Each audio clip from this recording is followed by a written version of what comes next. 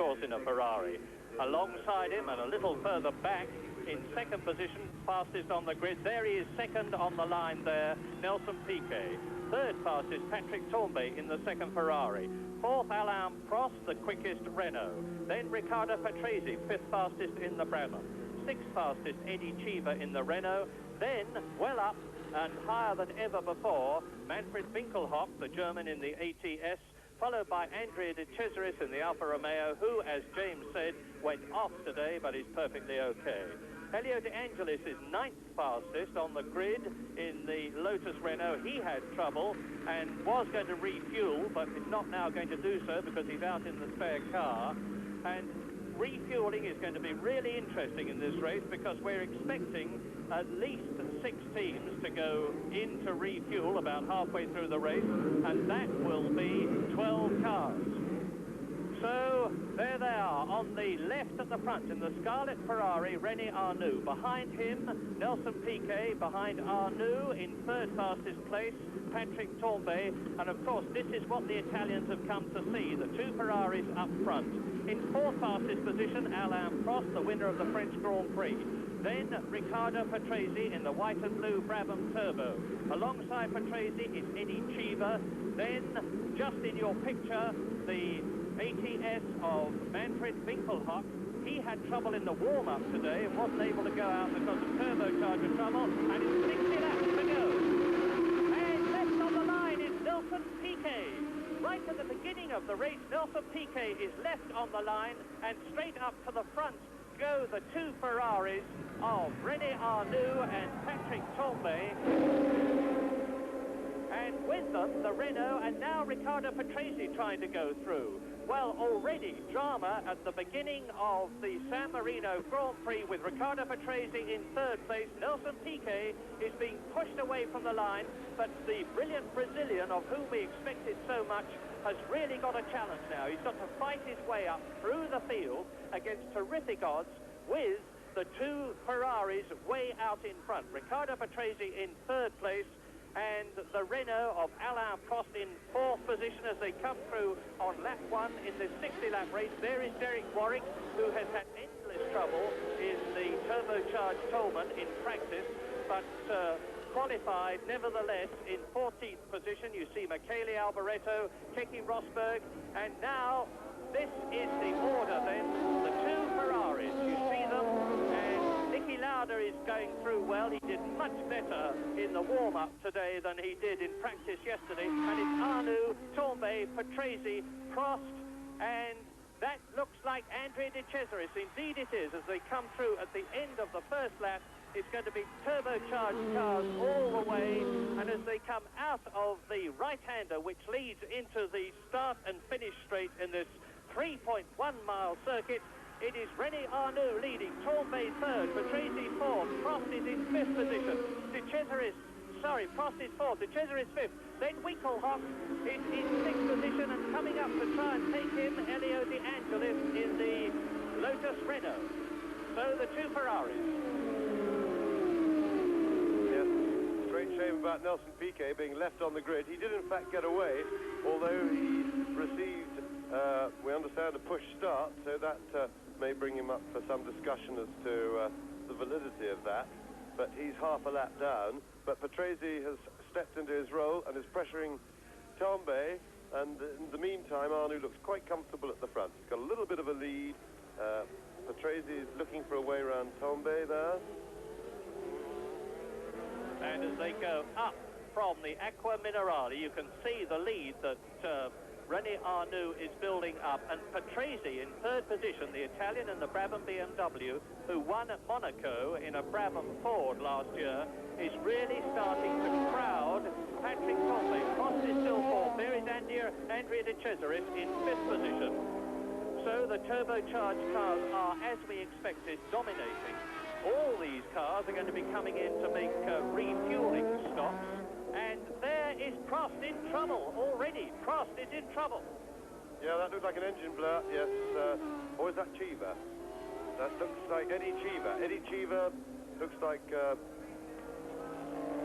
yeah, Eddie Cheever with turbocharger problem. Ignore the caption. So that's one of the Renaults gone already. Well, we've we've certainly got something to warm up the Italian crowd here. We've got Ferraris first and second, and Italian drivers third and fifth. So at the moment, the San Marino Grand Prix is being heavily Italian dominated, which will certainly please this capacity crowd. This is tremendously interesting because it's very hot here at Imola, and it's going to get even hotter, and the heat adversely affects the turbocharged cars. It may be that it's the heat that is already affecting Eddie Cheever's car, and it was Eddie Cheever, because there is Tambay, and Patrese is there now. There is Patrese, followed by Tambay, followed by Alain Prost. So the Ferraris are up at the front.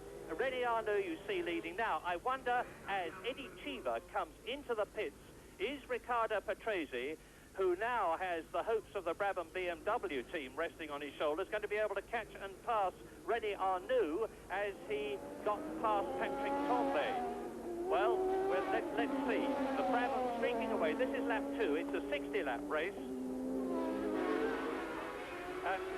Nelson Piquet is about 5 seconds off the pace of the leaders, so it means to say that obviously the world champion of 1981 is in trouble. So there's Arnoux, second, Patrese, third, Tambay. They're coming out of the Traguardo now into the long sweeping right-hander as they complete lap 2, and the gap between René Arnoux and Riccardo Patrese at the end of the second lap is 1.1 seconds, with Tambay in third position being crowded by Alain Prost, and in fifth position behind Alain Prost is Andrea De Cesaris. Watch for him, there he is in the background, and you see Prost now right up with Tambay.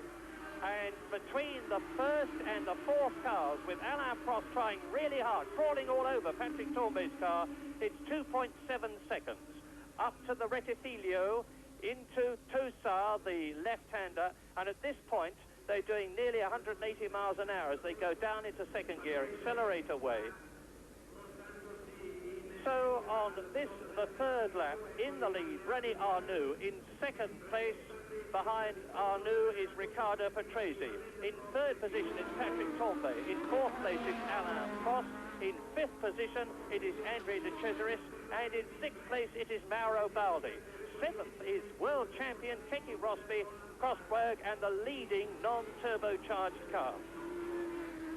That's Roberto Guerrero spinning off. Yes, that's Roberto Guerrero, the Colombian driver, on lap 3, spinning off.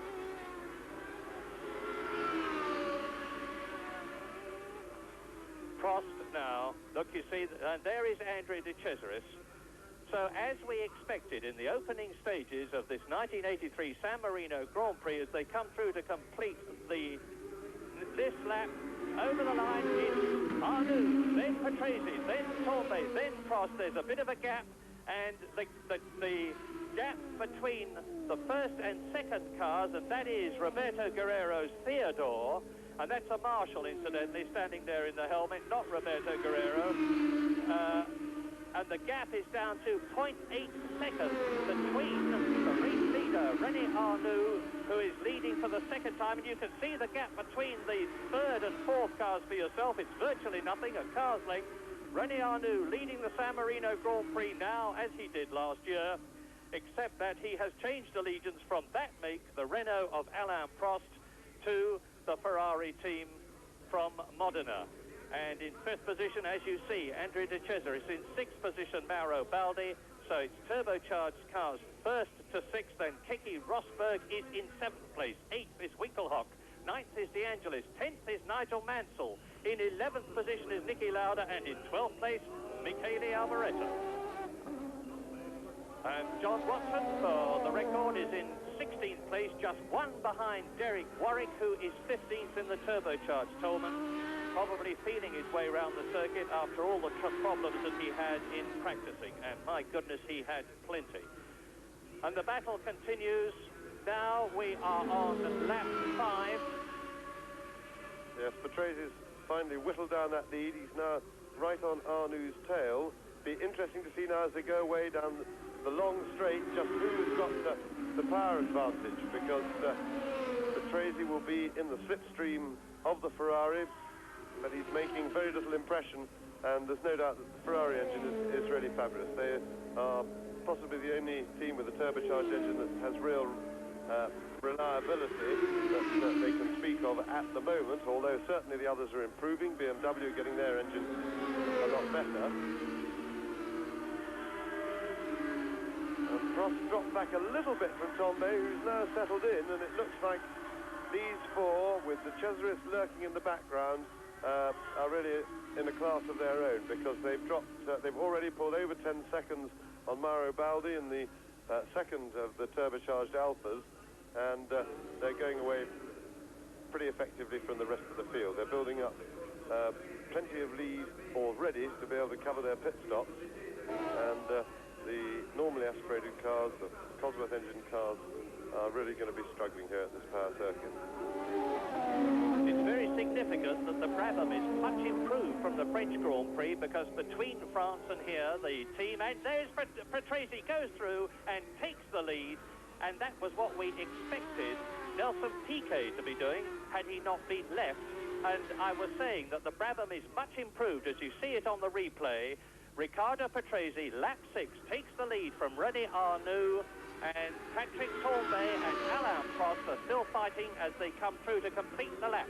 And you can see that Prost is catching Tambay in the background there. The gap between Patrese, the leader, and the fourth place man in the background there, Alain Prost, is only 2.2 seconds. I will finish what I was saying about Brabham. It's much better because they tested at Snetterton, and they have tested at the scene of the new Belgian Grand Prix circuit at Spa.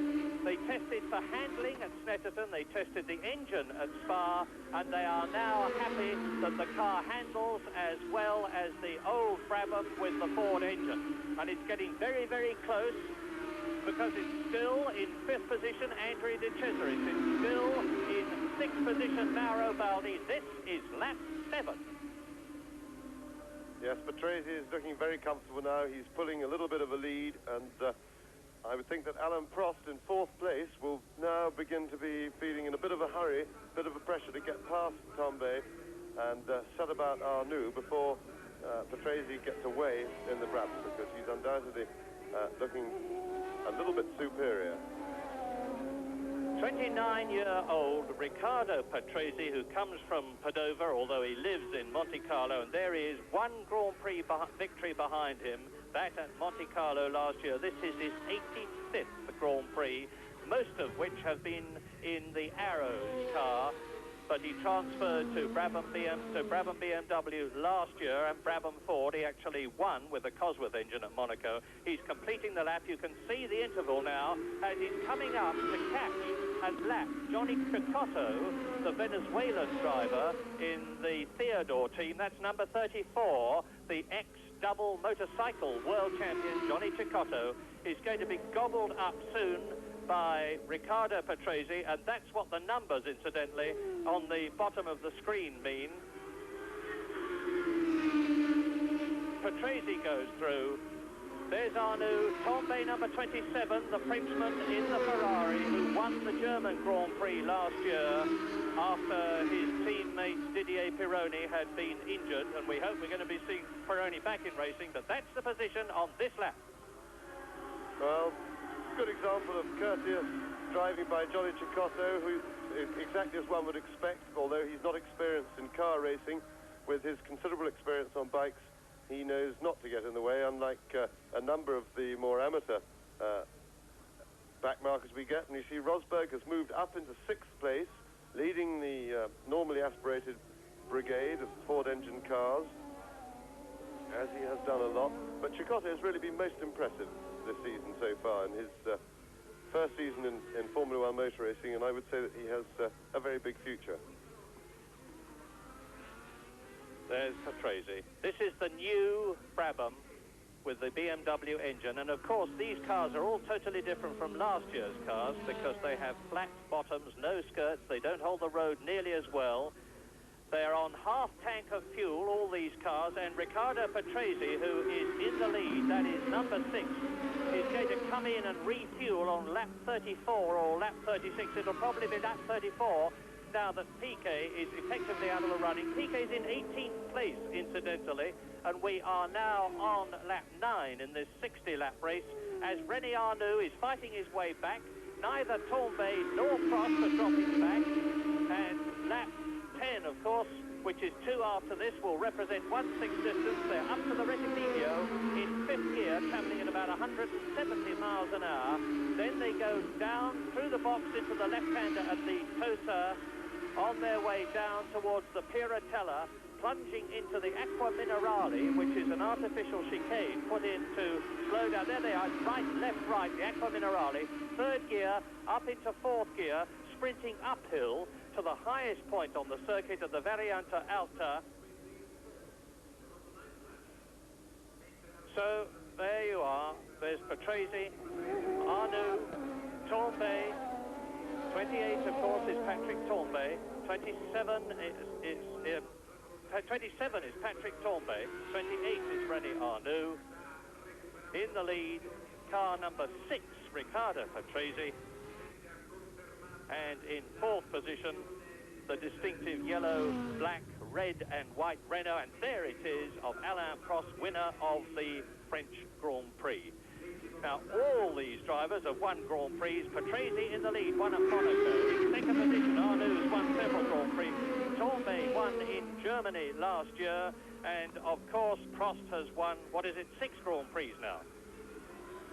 Yes, despite the fact he was left on the line, don't discount Nelson Piquet from at least finishing in the frame if his car holds together. He's now moved up into 15th place.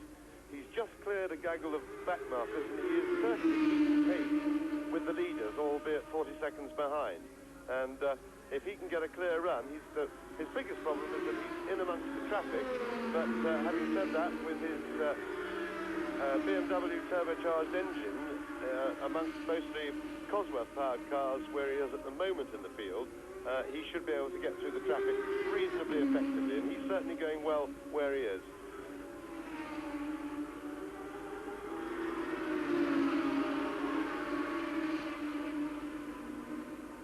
As we look at the leaders, let us forecast when they are going to stop to refuel. In the lead, number 6, Riccardo Patrese, will be coming in on lap 34 or 36 of this 60-lap race.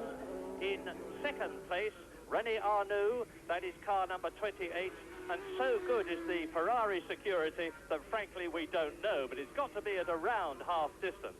That applies, of course, to Patrick Tambay, but we do know when Alain Prost, number 15, is coming in, and that is on lap 32, if, of course, the team managers decide to stick to the plans that they made earlier on, and they made them to a great extent in consultation with each other, because with the amount of fuel that's going to be fed under very high pressure into these cars, something like 25 or 30 gallons of fuel will go into the cars as they change all 4 tires and wheels onto fresh rubber with a softer compound. And that will happen in the case of Brabham, if they're practicing this morning was anything to go by, in 10 seconds. I say that again, about 25 gallons of fuel, new wheels and new tires in 10 seconds. It is an incredible sight.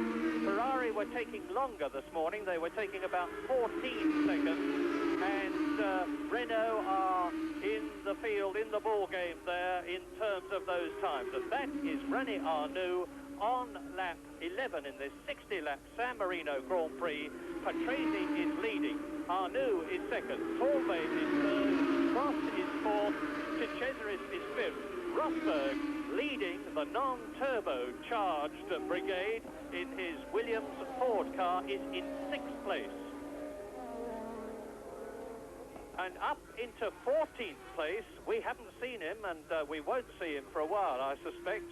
But as James said, I'm sure we're going to see him before this race is through, and that's Nelson Piquet, the world champion of 1981, who is leading the world championship, who is therefore very hungry for points, as Mark Surer in the Arrows is in the way of Patrick Tambay, but Patrick in the much more powerful Ferrari in 3rd place will now punch his way past the Arrows, followed by Alain Prost, and that's Guerrero. That looks like, no, it's Danny Sullivan.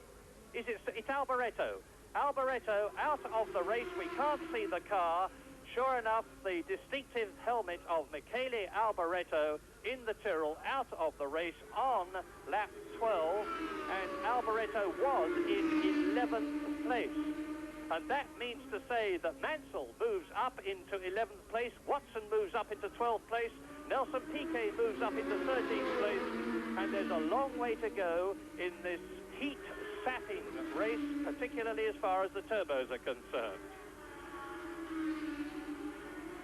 Giro 10, that means lap 10 in the lead. Number 6, Patrese. In second place, number 28, Arnoux. In third position, number 27, Tambay. In fourth position, number 15, Prost. In fifth position, number 22, De Cesaris. And in sixth position, number 1, world champion, Keke Rosberg.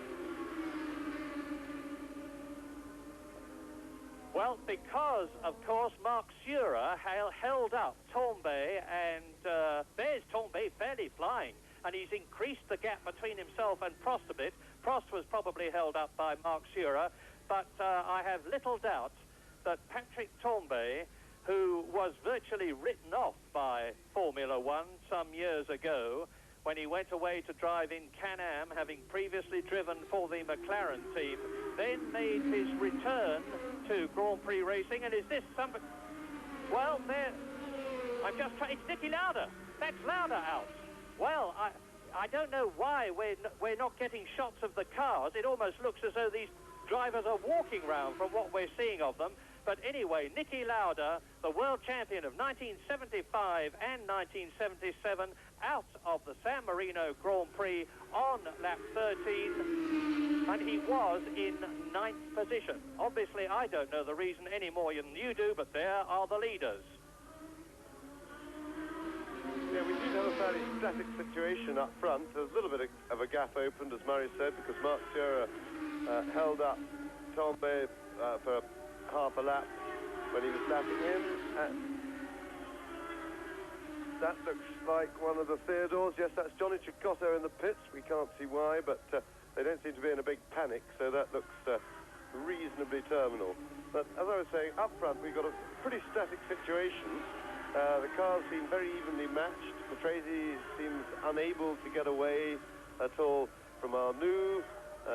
Tambay following on behind Arnoux is fairly evenly matched, and Prost seems at a loss to do anything more than just sort of follow and harass Patrick Tambay a bit. And there is John Watson, who is up into 11th place and making steady progress through the field, and that's Nelson Piquet right in front of Watson.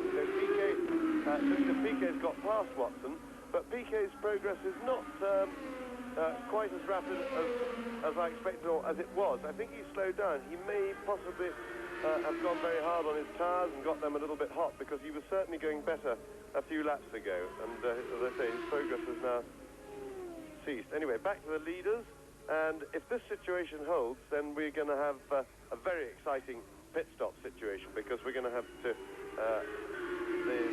a couple of seconds gained or lost in the pits it could change the whole character of the race after half distance, so long as these four stay as evenly matched as they currently appear to be. Lap 14, and we look at the second place man, René Arnoux, chasing the leader, Riccardo Patrese, uphill from the Acqua Minerale, and behind them, Patrick Tambay. Those are the first two to go under the bridge to the Variata Alta, now downhill to the Rivazza, the double left-hander, third gear, 125 miles an hour. And on now, lap 14, Riccardo Patrese leads. René Arnoux is second. Patrick Tambay is still third, ahead of Alain Prost fourth. Fifth is Andrea De Cesaris, all those five in turbocharged cars. In sixth position, number 1, Keke Rosberg in the Williams Ford. In seventh place, the second Euro Racing Alfa Turbo, Mauro Baldi. Ninth is Elio De Angelis in the Lotus Renault. Then Jacques Lafitte and John Watson is coming up well. Niki Lauda, I remind you, out of the race. Alboreto out of the race. Guerrero out of the race.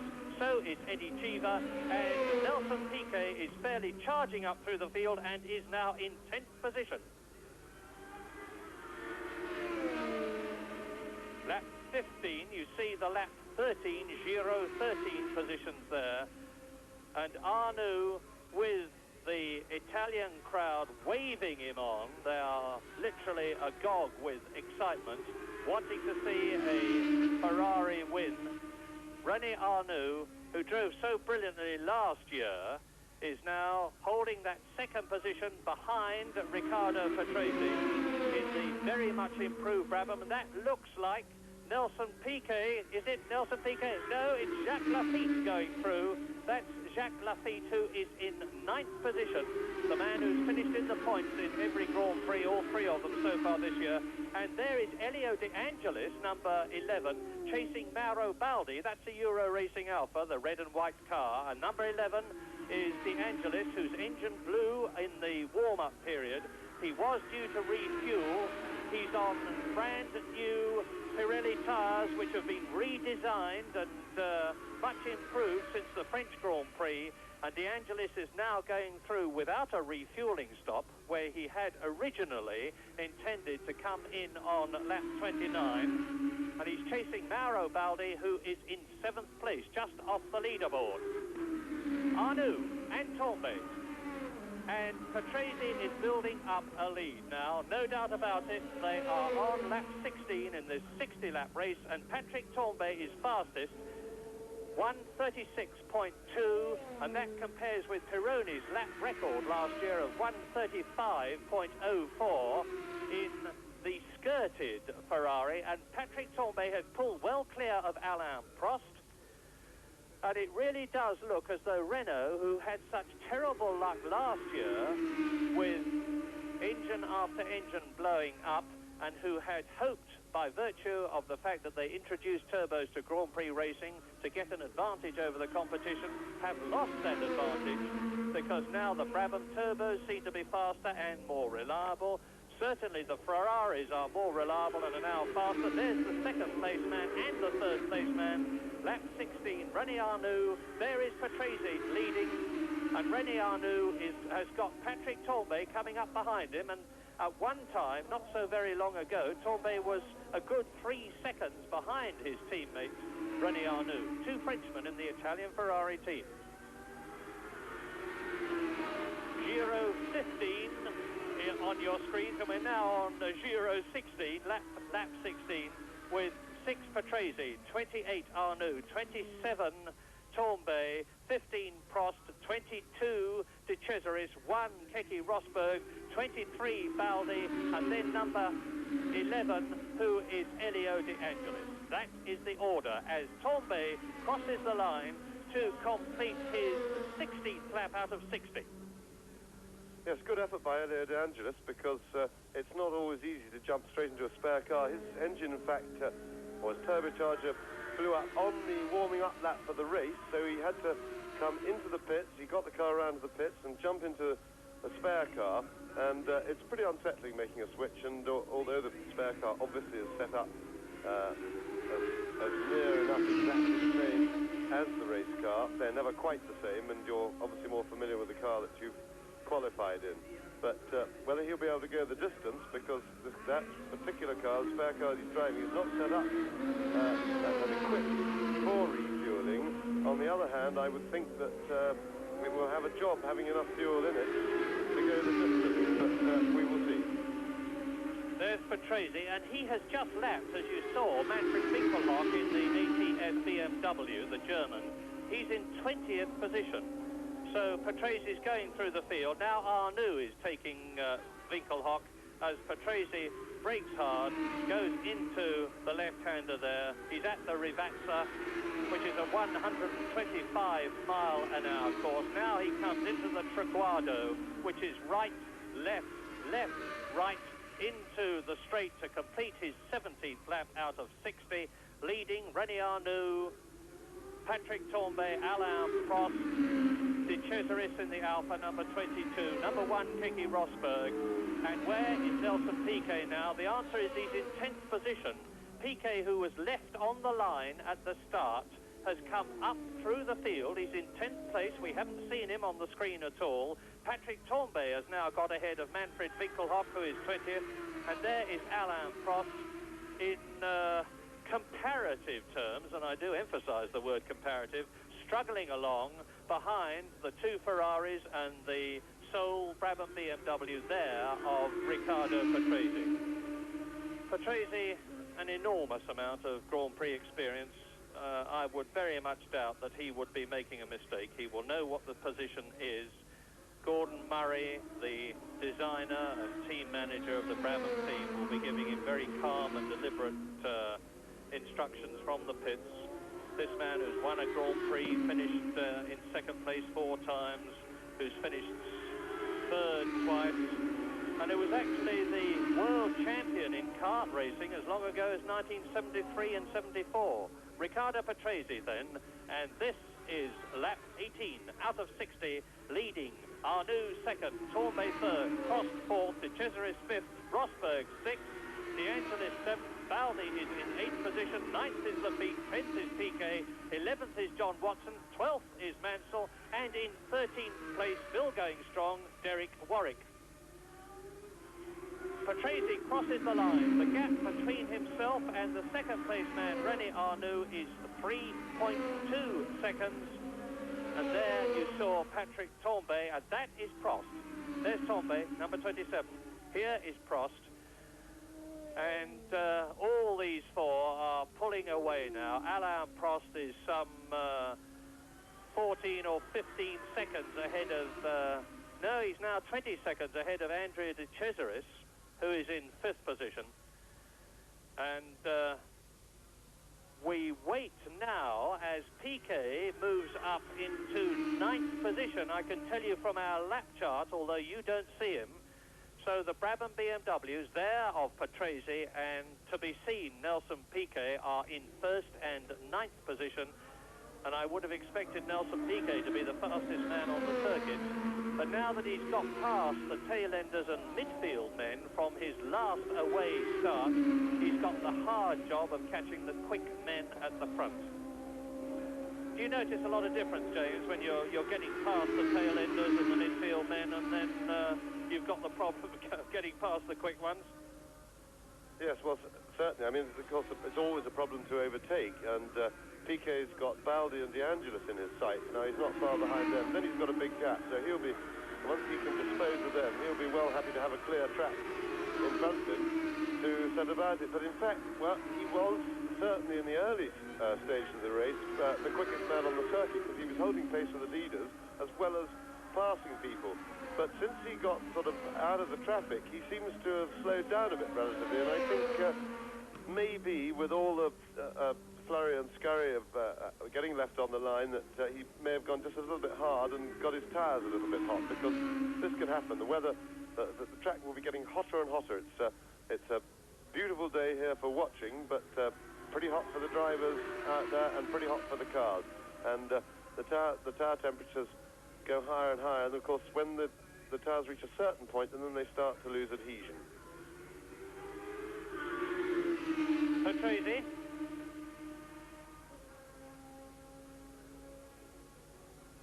And I wonder whether there have been any changes to the previous decisions about refueling. We are, I would imagine, without a doubt, going to see Patrese come in on his scheduled lap, which is either lap 34 or lap 36.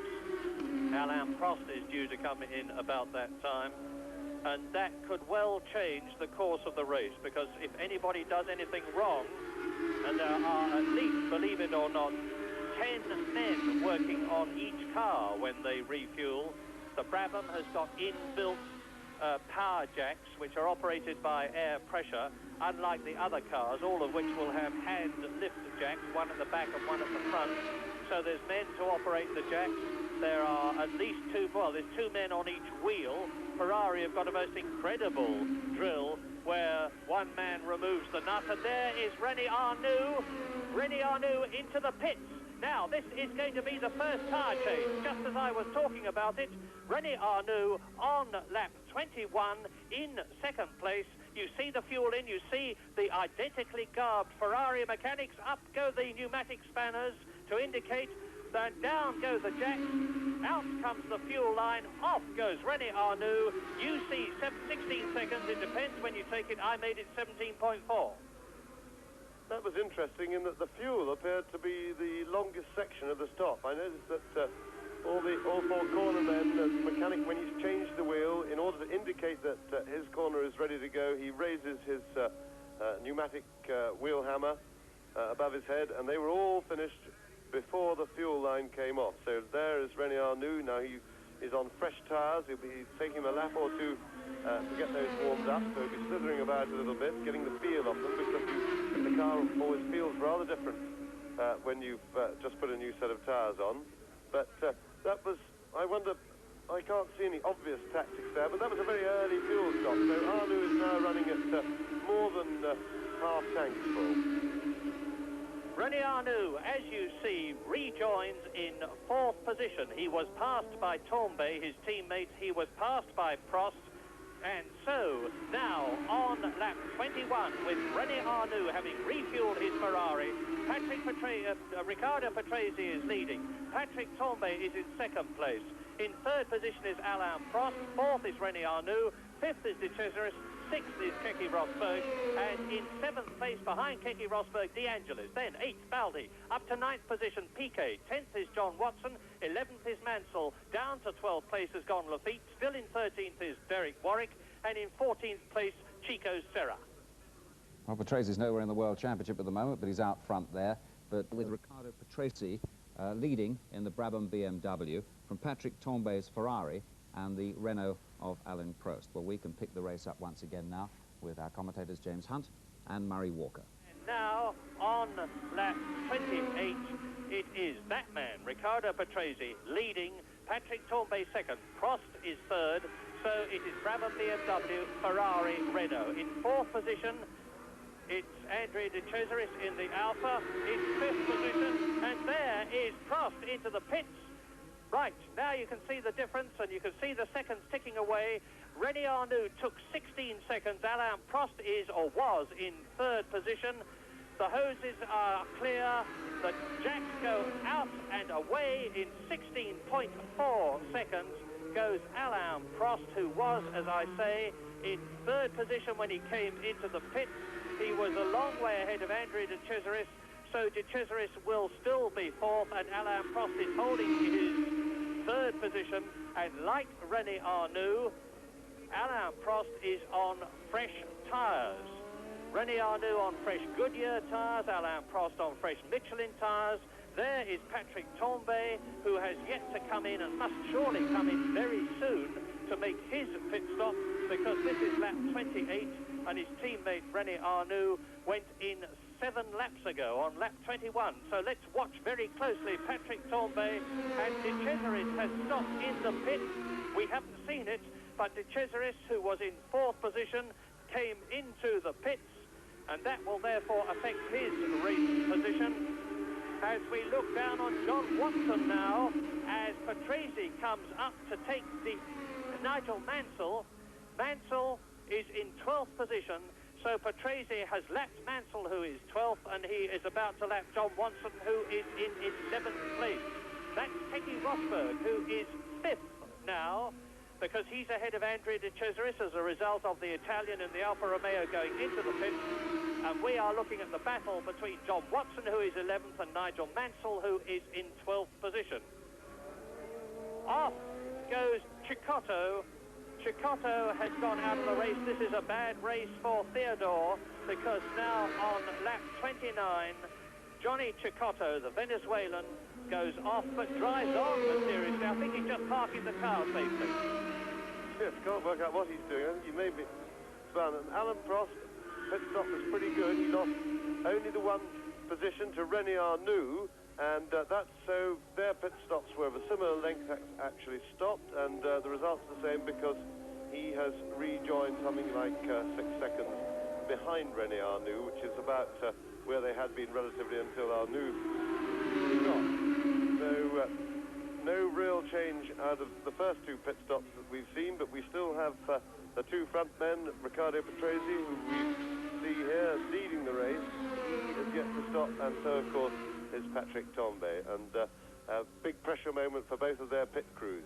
The Brabham team has done a lot of work on their refueling and tyre changing efficiency. They've practiced an awful lot and got it down to a fine art in dry runs, but dry runs are one thing, and the real thing with hot hubs, hot wheels, and the general panic pressure of the race. Only needs a little mistake. Oh dear! That is Derek Warwick. Derek Warwick has gone off in a big way on the Tolman, and you can see that he's all right, and he disgustedly throws his steering wheel into the car, and I should think Derek will be heartily pleased that the San Marino Grand Prix of 1983 is over for him. He's had just about everything that could possibly go wrong with his car go wrong with it. He's had ignition trouble, he's had turbocharger trouble, he's had gearbox trouble, he had a fire in the cockpit, and now he's gone off and is out of the race on lap 30 in this 60-lap race. So only half of it run for Warwick. And Patrese is on his way, and he's catching now Jacques Lafitte, the Frenchman in the Williams Ford. And Jacques Lafitte is in 10th position as we look at lap 30.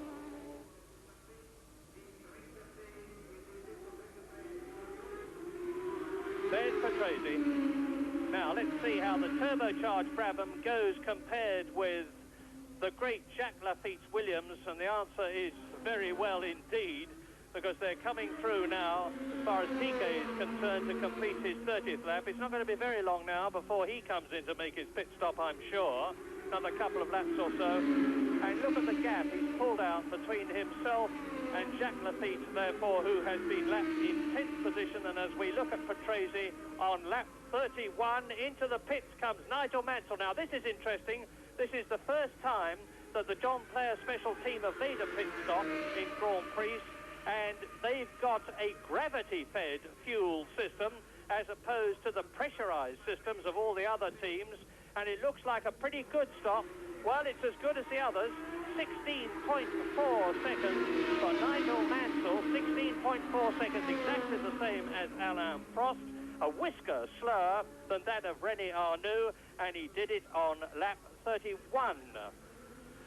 Nigel Mansell is driving the DFY Ford-powered car, unlike his teammate, Elio De Angelis. And Angelis is driving the V6 turbocharged Renault engine, the JPS. And here's Rosberg in 5th position, now making his pit stop. Remember, he had a flash fire in Brazil. The Williams team have been practicing very hard indeed in their distinctive outfits. It's making Grand Prix racing even more colourful than it was before. And they've got to try and beat a time of about 16 seconds, and they've done it. That's the quickest pit stop we've had. Rosberg, 14.1.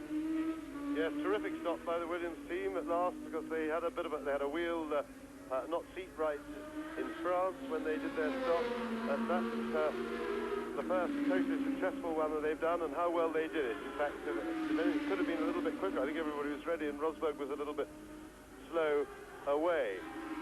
Now, for those of you who are wondering why this sudden passion for pit stops has taken root, there are two reasons, or rather there's one reason, and the simple, straightforward reason is because by running the car in such a way that you stop at half distance, you can make the car can be significantly faster for two reasons. One is you can run a softer compound of tyre, because it's only got to do half a race and not a whole race, so the softer rubber gets more grip, although it wears faster and tends to get hotter, not as durable, so they can go faster for that time. And the other major factor, possibly even more important, is of course that it's come because the turbocharged cars are so thirsty on fuel. Their fuel consumption is very high indeed, and they need something like 50 gallons, or as much as 50 gallons, to go the 200 miles of a Grand Prix.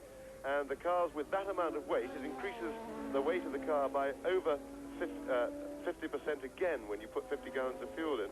And the car really feels like a bit of a tank and behaves like a bit of a tank. Patrese scrabbling his way through past De Angelis, but he makes it a little bit fraught there. De Angelis doesn't make it. De Angelis, a little mistake there, slid wide, but without damage, just a little bit of fun. Oh dear, yep. Don't get much grip on that nice lush grass, I can tell you that for nothing. But he held it all together. So the cars are that much lighter, and oh, here we see it again.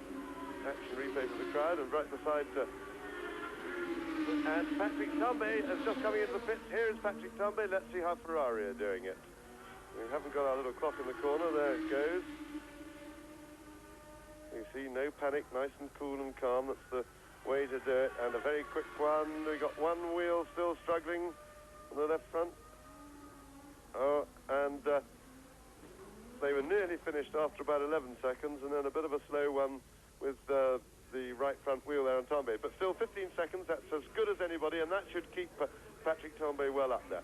So basically the pit stops are to run the car in a faster configuration than you could if you set the car up to do the full distance. And what you do is you calculate that although they only take 15 seconds approximately, as we've seen on these stops, to do all the work, there is a decelerating and accelerating time, and on the road they reckon to lose something like 25 to 30 seconds. So it's a question of whether on, say, a 60-lap race, you've got to run half a second a lap faster in that configuration to end up in the same thing if you spend 30 seconds on your total loss in the pits. But they find that by running the car half full of fuel and with two sets of tyres rather than one, they can make a considerable improvement on that with the speed. They can run probably over a second a lap quicker.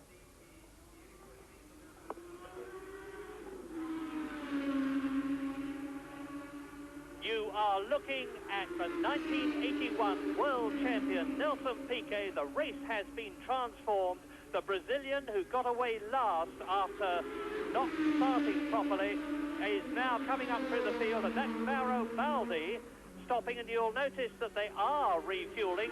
The Alfa Romeo team too have never done a pit stop before. The fastest pit stop we've had so far is that of Keke Rosberg, 14.1 seconds. This is very good considering it's their first race stop, but the jacks are still held. There is a problem, and Mauro Baldi with the left front wheel stationary because they were having trouble getting the nut tied up, has taken by far the longest pit stop of all, 24 seconds. And I was talking about Nelson Piquet. Well, he got away last. He is now up to 5th position, would you believe, because Riccardo Patrese, as we look at his teammate Nelson Piquet, who has yet to make a pit stop, is leading. Patrick Tambay has made his pit stop and is second. René Arnoux has 2. In 4th place is Prost, and 5th is Piquet, 6th is Chesleris. Yes, bear in mind, of course, that we expect Piquet also to stop in the pits, so his position is, shall we say, falsely elevated for the time being, in that he's one of the later pit callers. So now it's the two Brabhams really to complete the round of the front runners to come into the pits, and all eyes will be on the Brabham pit to see what they can do. We are now on lap 34, and the two Brabhams were scheduled to come in on laps 32 and 34. Well, neither of them have come in yet, and there is Patrese, the race leader, on lap 34. Stop! The second tick away. The fuel is going in 50 pounds per square inch pressure. The wheels are on. They've got to beat a fastest time of Keke Rosberg, 14.1. Right front is on, and it's a slow stop compared with some of the others. They're on a pneumatic jacking system, and Patrese is losing time. Patrick Tambay will be into the lead. Yeah, the right rear wheel wasn't going on well, and I have to say I spotted a mistake by Riccardo Patrese in the pits. I don't know whether you noticed it at home, but his left rear wheel was turning, which meant that he hadn't got his foot on the brake when the car was on the jack. And that makes it very difficult for the mechanics to work. And rule number 1 for a driver, because even though the car's in neutral, the transmission chain tends to just turn the wheels a little bit. And Patrese should have kept his foot on the brake, and it's hard to say whether that had anything to do with the difficulty that the mechanics were having with the right rear wheel. But if that was the case, Riccardo would have only himself to blame, but that should liven up the race, because a bit of extra time there should bring him back onto Tambay, and we'll have to just see how they settle to see if Tambay has in fact emerged in the lead. And while Nelson Piquet is going round, he is on lap 35. This is a 60-lap race, and the pit stops are certainly adding a lot of drama and excitement to Grand Prix racing. There is a lot of contention and discussion in the Grand Prix world, because a lot of people think it is very dangerous. There is, of course, a danger of fuel under pressure being sprayed around. We're looking at Nelson Piquet, who's come up from last to 5th, and he must be due for a pit stop. And if you wonder, by the way, what the flashes of flame are that you're seeing from the Brabham BMWs, especially Patrese, and there, Nelson Piquet, the answer is that they're turbocharged cars. You sometimes get some rich mixture less than the exhaust pipe and it catches fire, but it's perfectly all right. Nelson Piquet, 5th place. And we are on lap 36, and in the lead is still Patrick Tambay. In 2nd position, Riccardo Patrese. In 3rd place is René Arnoux. In 4th place is Alain Prost. 5th is Nelson Piquet. In 6th position, Andrea de Cesaris. Then 7th, Lafitte. 8th, Rosberg, who is pit stopped. 9th, De Angelis. 10th, John Watson. 11th, Jarrier. And in 12th position, Mauro Baldi, who, of course, has also pit stopped. And there is the new race leader, number 27, on lap 36, Patrick Tambay in the Ferrari. We recorded that a little earlier. We'll be catching up with the race in a few minutes' time, but we're going to pick up the World Grand Prix. We left it on lap 36 with Patrick Tambay in the Ferrari, leading from Patrese in the BMW. They're having trouble with back markers as we join the race again. Lap 51, you are seeing a great closing stage situation in the San Marino Grand Prix here at the Dino Ferrari circuit as you look at Riccardo Patrese coming up, and yes, Jarrier seems to let Riccardo Patrese through much more cleanly than he did Patrick Tambay. Patrick Tambay, a fellow Frenchman, of course, so maybe there is some animosity between Tambay and Jarrier. Not that I know of, but it's possible. But anyway, whatever the reason, Riccardo Patrese, as they come through now, the Traguardo on lap 51 is even closer to Patrick Tambay than he was before. It was 2.3 seconds. It is now 1.73 seconds. This is the battle for the lead. 9 World Championship points at stake for the winner. 6 for 2nd place. In 3rd position, it's still Arnoux on his way, hopefully, to 4 points. Ferrari's 1st and 3rd. Alain Prost in the Renault has been completely outclassed by the Brabham BMW of Patrese and the 2 Ferraris. Keke Rosberg, still the leading Ford Cosworth-powered car in 5th place, and John Watson is still 6th in the points. Patrese. Arnoux in front of him. Flying round the left-hander, the Tamburello. Through the Acqua Minerale. Tambay leading, number 27, and this is lap 52. There have been 2 leaders. One of them has been Tambay, the other has been Patrese, and look at them now.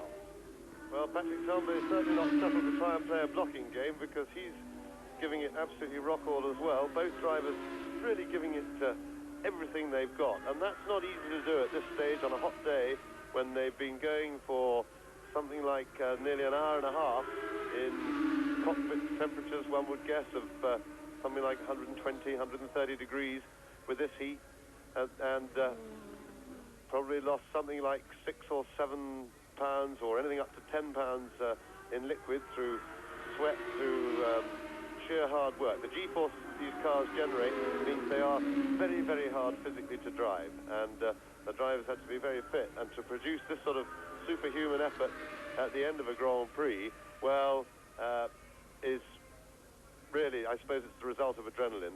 They're well adrenaline up now with the battle that's on, and that is what gives them the energy, quite honestly. And Patrese now, no need to time gaps anymore. Patrese is right on Patrick Tambay's tail, and we have, into the closing stages, we have, what, 8 laps to go? 7 laps to go. This is lap 53. 6 laps to go at the end of this one. And now, as James rightly says, we have this intriguing situation of a French driver in an Italian Ferrari car leading an Italian driver in the hated Brabham BMW. The Italian crowd really do not like the Brabham team. It's Chico Serra now in front in the arrows. Chico Serra, who has been driving extremely well in practice, he moves over, he lets them both through, but now Riccardo Patrese, as they come into the Rivazza, is absolutely with the race leader, Patrick Tambay. Yes, but Patrese now will be looking to get lined up as they come through before the pits. Here they come. He'll be looking to do this one very well the left and the right here to get onto the main straight and get a toe. Now, he's already shown that he could get alongside the Ferrari early in the race. He didn't get out as cleanly as Tambay and the Ferrari, and I don't think he's close enough to do it this time, despite the fact that he is in the Ferrari slipstream and will be getting effectively towed along. Lap 54 in this 60-lap race, and just to remind you, René Arnoux is still there in the second Ferrari in third position, and Patrese is right with and trying to go through and take the lead from Patrick Tambay, and in fourth position is Prost, fifth Rosberg, sixth Watson, and Rosberg and Watson have been lapped. Well, that may have been a little tactical error by Patrese in showing Tambay his nose then when he wasn't really close enough to have a go to try and pass, because although Tambay wouldn't need to be a brain surgeon to work out that that is where Patrese is going to attack him, it's not a good idea really to rehearse the manoeuvre, because it gives Tambay a chance to rehearse his blocking tactics for the next lap. So he knows now for sure where Patrese is going to go. It's about the only real passing opportunity, but at the same time, Patrese will be looking to hustle Tambay into a mistake by doing exactly what he is doing and sitting right up his exhaust pipe, and Tambay will really be feeling the pressure now. But it's the all-important slow corners right before the pits that Patrese's got to get out of a little bit better than he managed last time. And will he do it? This is Patrick Tambay's 59th Grand Prix, and Riccardo Patrese behind him is in his 85th Grand Prix, and we are coming up to the end of lap 54 in this 60-lap race. And he did do it a bit better this time. He is marginally closer, still not quite close enough, but he towed up to the back of the Ferrari last time, but not enough to get alongside. He's closing now. The Ferrari, of course, remember, making the hole in the air as they're about to appear under the bridge. We'll see. And Patrese's done it. He's towed past him on the straight.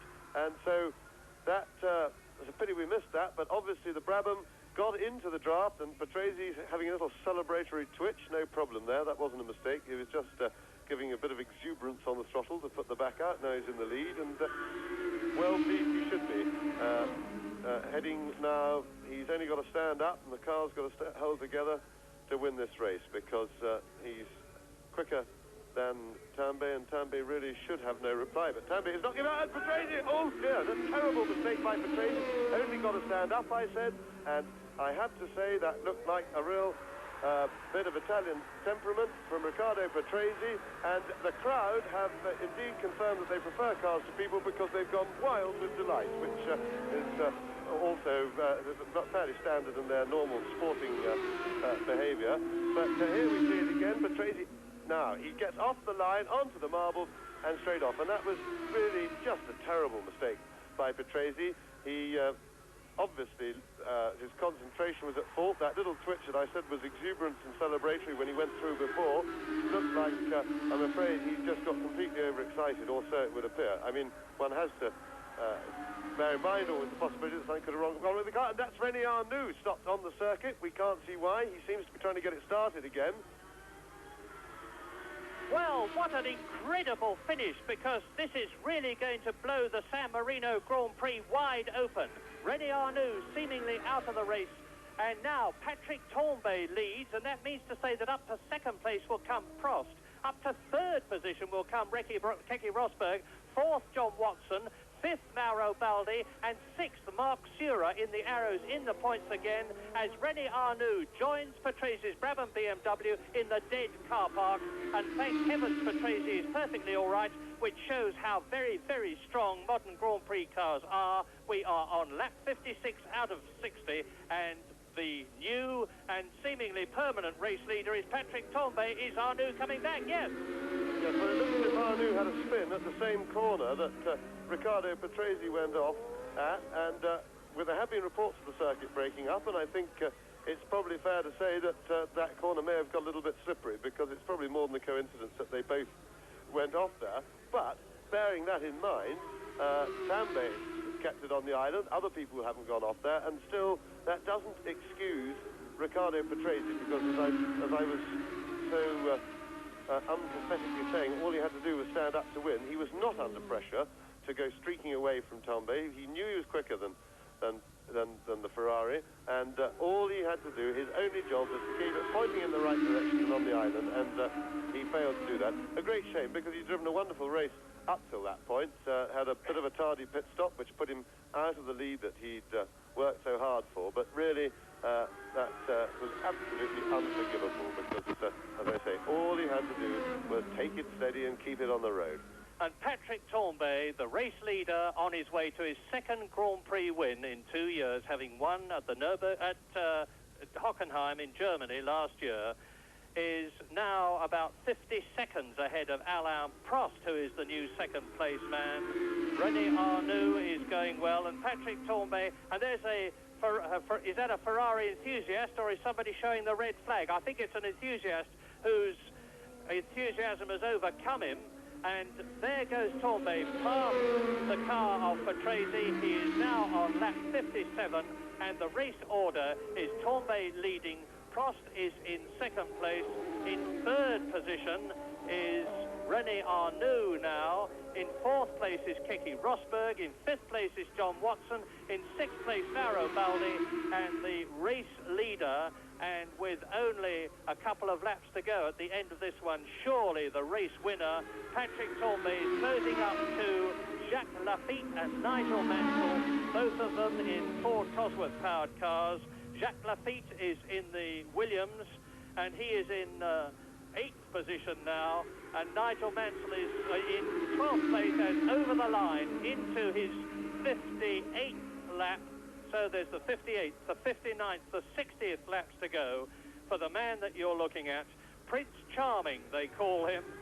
Extremely good-looking, extremely personable, incredibly fluent English speaker, Patrick Tambay, and there is René Arnoux in third position. So the Tifosi are almost going to see their total dream come true. Ferrari's first and third, the total dream would be Ferrari's first and second as they were last year.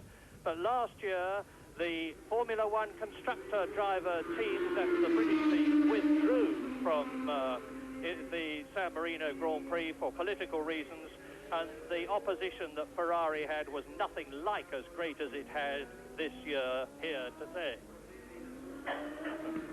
Patrick Tambay then.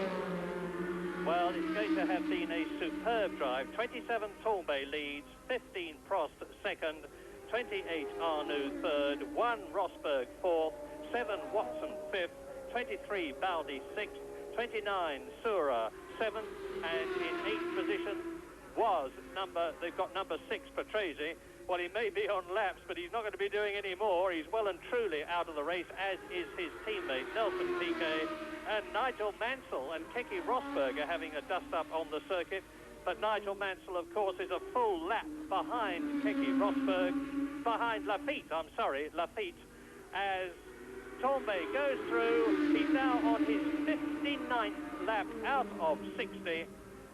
In the turbocharged V6 Ferrari, this will be its first victory of 1983, assuming that he does the 6 miles or so that he has still to go. There is René Arnoux going through in second place. And the interesting thing in the Ferrari team is that everybody expected number 28, René Arnoux, carrying Didier Pironi's last year number, to be the better man in the team compared with Tambay, but it has been quite the reverse, because René Arnoux has not had the best of seasons. Admittedly, he finished third at Long Beach, but Patrick Tambay, with 5 points, is ahead of René Arnoux in the World Championship. Tambay is in 6th position, and René Arnoux is 7th, equal with Eddie Cheever, who of course is out of this race. And that is Alain Prost, that we haven't seen for a long time, and he's being caught by John Watson. But Prost is a lap ahead of Watson. There is the race leader. It is Patrick Tambay. He is on lap 59 as he goes into the 125-mile-an-hour third gear bend at the Rivazza, accelerates his way, and you can see the Ferrari flags waving in the background. The crowd has got the sense of an Italian Ferrari victory in their nostrils, and they love it. Now, Tambay completes very shortly lap 59. He is on his last lap, and I'm sure that we will be going round with him. He is now into the sweeping 180-mile-an-hour left-hander, the Tamburello. A bit of an uphill drag.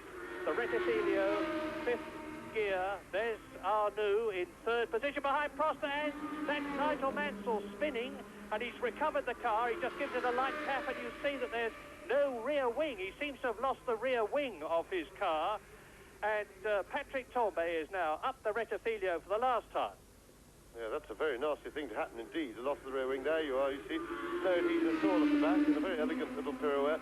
And Mansell, I have to say, was relatively lucky to get that stopped without further ado or damage. That must have been a terrible frightener for him, because it happened at the fastest part of the circuit, coming in onto the brakes. And that is one of the Alphas. Stop, but through all the smoke, I can't see who it is. It's Mauro Baldi, of course. De Cesare is out of the race already. So in the closing stages, Baldi goes out of the race. He was in sixth position, and that means to say that Mark Sura will once again be in the points as into the last almost major bend, the Ravazza, for the last time, the 60th lap. Patrick Tambay is now almost home for his second Grand Prix win, an absolutely magnificent victory. He couldn't have done it in front of a more responsive crowd, and they're already running forward as Tambay tours across the line, goes comparatively slowly, misfiring a bit. He waves with every justification, and the San Marino Grand Prix, look how exalted he is, has been won by Patrick Tambay. Is he pleased? This very charming man, and René Arnoux finishes a good third, a lap behind Tambay and Alain Prost, who has already finished, and we wait for Keke Rosberg to come fourth, Watson fifth, and Sura sixth, and subject to official confirmation, 9 points for victory in the San Marino Grand Prix go to Patrick Tambay in his Ferrari for winning. 6 points go to Alain Prost for finishing second in the Renault. 4 points go to Arnoux for finishing third in the Ferrari. 3 go to Rosberg for finishing in fourth place in the Williams. 2 to Watson for fifth place in the McLaren. And 1 point to Mark Sura again for finishing in sixth position.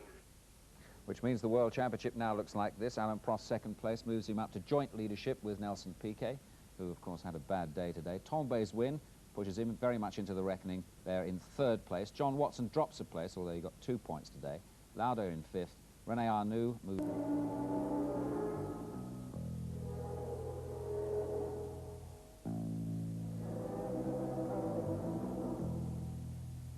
The return of the Race of Champions and the first race in Europe for the new super spectacular Grand Prix cars.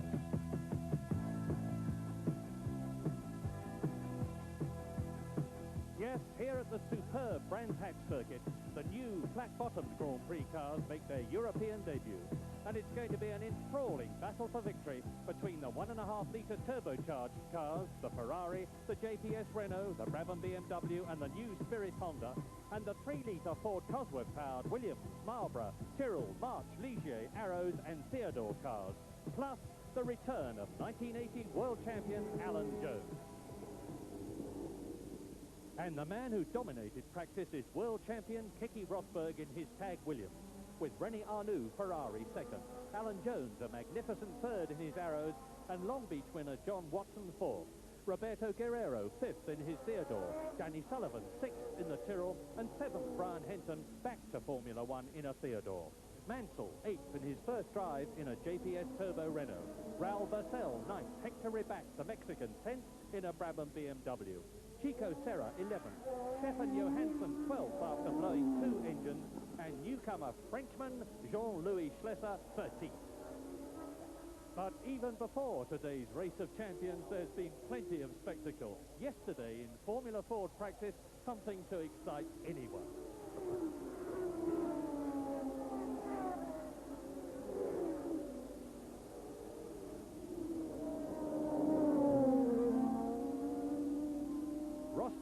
Went off in the red Van